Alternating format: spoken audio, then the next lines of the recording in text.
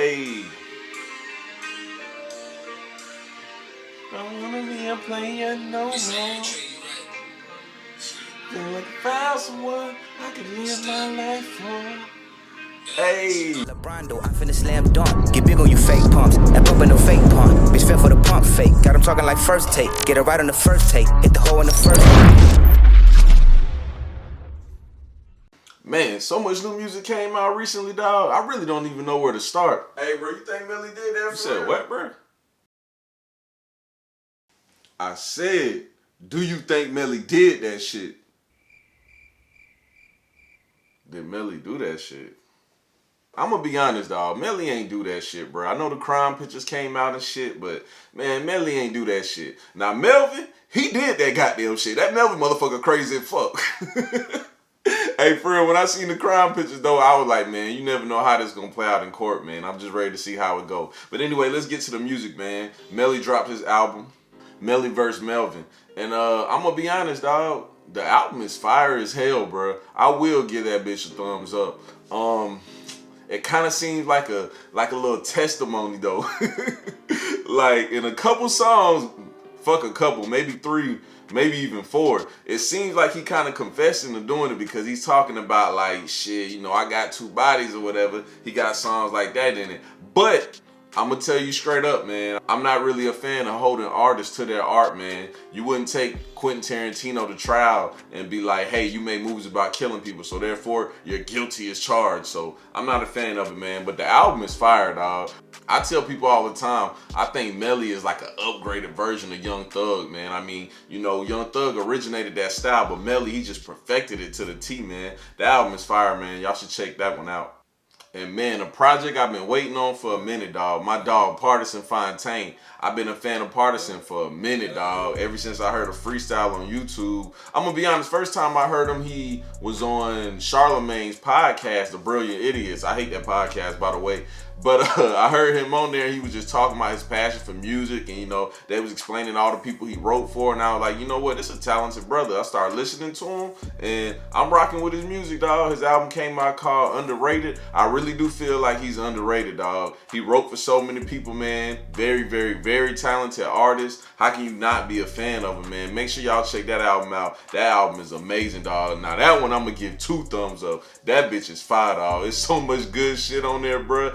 Especially the last tracks, dog. Man, just make sure y'all listen to that, dog.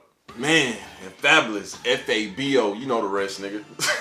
Hey, Fab, the reason a lot of us can't spell Fabolous right, too, dog. I don't know why he came on the scene spelling that bitch like that, dog, but for some reason, now we can't spell it right because of him. His project, Summertime Shootout 3, came out, and that one I'm not too much a fan of, bro. Like, I don't want to sit here and be the harsh critic, but I gotta be real, dog. The album is just a little bit too poppy for me. It's just too many soft records for me, dog. Like, I want to hear Fab spit that hard shit, that New York shit, you know what I'm saying? He did that in one of the tracks.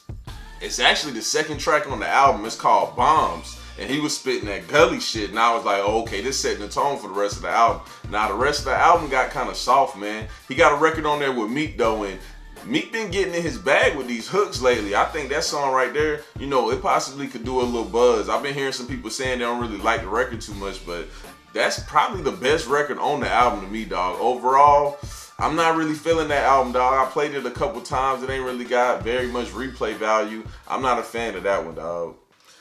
Now, let's get to business. Last and damn sure not least, The Game dropped what's supposed to be his final project, Born to Rap. I'm gonna be honest, dog. The Game, he does a lot of weird shit, a lot of cornball shit, a lot of antics that I can't really rock with. That nigga makes amazing fucking projects though. But for some reason, a lot of people was hyping it up, and I was like, man, this project right here might not be all that. I was prepared for it actually to be a trash ass album, but I'm gonna be honest, dog, The Game never lets me down, dog. He always comes with a classic album. This right here, just the whole sound and tempo of the album just screams out classic, bro. From the start of the album, I was like, damn, where is he about to take me with this? He got a feature from Ed Sheeran. Like, where exactly are we gonna go from here? You know what I'm saying? I kept listening through it. I was like, oh, this motherfucker rapping. Like, he dead ass serious, dog. And that verse he got from Dom Kennedy, I was like, oh yeah, this the tone right here. This a whole LA vibe right here in that West Side song. You know, it just give you them pop feels in the video. He had the California Love theme to it. I was like, oh, this some shit right here, bro. Then, you know, he had the Nipsey tribute and he had a verse from Nipsey. Dog, that verse from Nipsey was like a breath of fresh air, dog. I was like, damn, dog, it just felt good to hear Nipsey's voice again. I know it's gonna be some more music to come out from Nipsey, but you know, I'm glad he did that right. Cause honestly, I know everybody see he keeps doing this Nipsey, our Marathon Monday thing every Monday, and it kind of makes you feel like, damn, dog, this shit seems like it's kind of cliche, but after listening to the album, I'm like, nah, that shit genuine, dog. Game really rocked with Nipsey, bro. And you can't help but appreciate someone that, you know, appreciates the legacy of someone. I love shit like that. One of my favorite tracks on the album is the one with 21 Savage, The Code. I know the hook is kind of repetitive, but that shit fire, dog. I love that shit. And 21 Savage had a good ass verse on there. Hey, that's been hard. Before I sell my soul. Hey, in game, I want to tell you a little secret, bro. I'm only telling you this because I fuck with you. You know, you had a lot of good music you put out that I really fuck with. The documentary was one of the best albums of all times. It definitely would go on the top 20. So I'm going to tell you this, dog. I'm going to let you in a little secret, bro. That nigga Hove is not giving you no verse, bro. Hey, stop waiting on this verse from Hove, bro. That shit is not happening, bro. Remember when you came out and you said that first time you met Hove, you came up to him, you was excited, you asked him about longevity. You was like, hey, man, how do I sustain longevity in my career, man? And you told us straight up that Hove told you, y'all new niggas ain't gonna be around long. Y'all might as well just get the getting while the getting is good. Bruh, you should have knew right then he was not fucking with you. And then you came out with a song on the documentary talking about, you know, how that verse wasn't about Hove, it was about Ja Rule. Get the fuck out of here, gang. We knew you was bullshitting, bruh. You not getting that verse, bruh.